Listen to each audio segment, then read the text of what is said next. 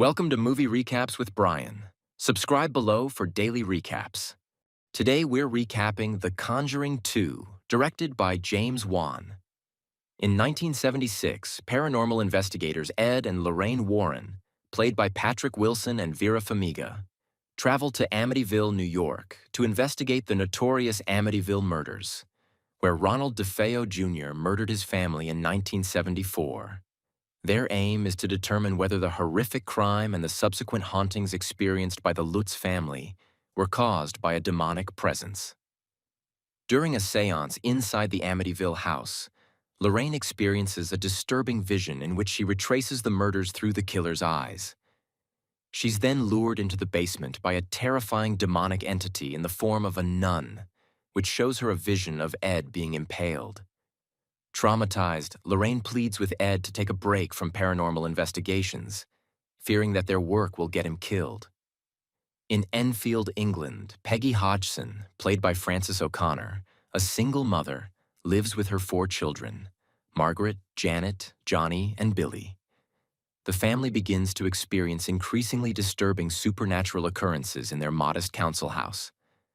The disturbances focus around Janet, the second oldest daughter who begins sleepwalking, speaking in strange voices, and exhibiting erratic behavior. One night, Janet wakes up in the living room, unnerved by the voice of a gruff old man. This entity soon identifies itself as Bill Wilkins, the previous occupant of the house who claims he died in the living room. Objects fly across the room, furniture moves on its own, and Janet begins speaking in a voice that isn't hers.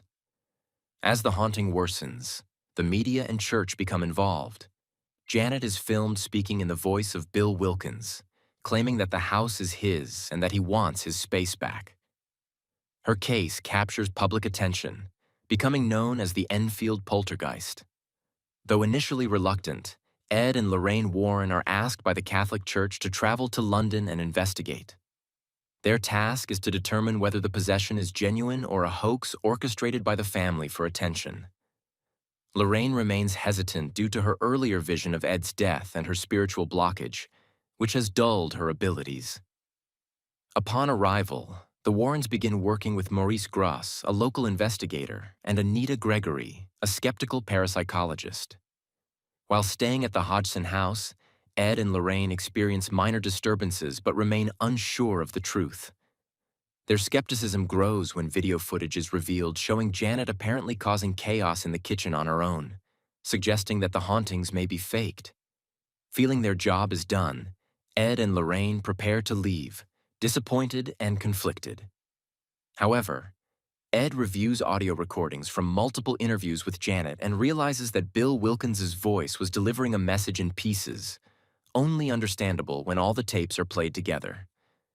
The message reveals that Wilkins is not the true source of the possession. He is merely a trapped soul being manipulated by a more powerful demonic force. Realizing the danger Janet is still in, the Warrens rush back to the Hodgson house during a violent storm.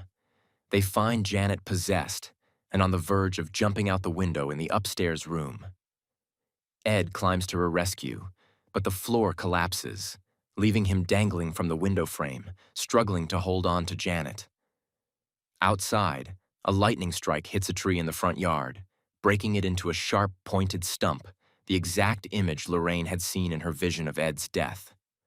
Convinced this is the moment she foresaw, Lorraine rushes inside. Inside the house, Lorraine locates her Bible, where she had earlier subconsciously written the name of the demonic entity, Valak. She confronts the demon, calling it by its name, which gives her the power to banish it. As she cries out, "Valak, in the name of God, I condemn you back to hell," the nun-like demon is vanquished, and its hold over Janet is broken. Lorraine pulls Ed and Janet to safety just in time. With the haunting over, the Warrens return to the U.S. Ed adds a new item to their famous artifact collection, a zoetrope toy featuring a character called the Crooked Man, used by the Hodgson children during the possession. He places it in their room alongside previous cursed items like April Perron's music box and the infamous Annabelle doll. The film ends with a sense of peace, but with the haunting knowledge that evil is never far behind. Thanks for watching.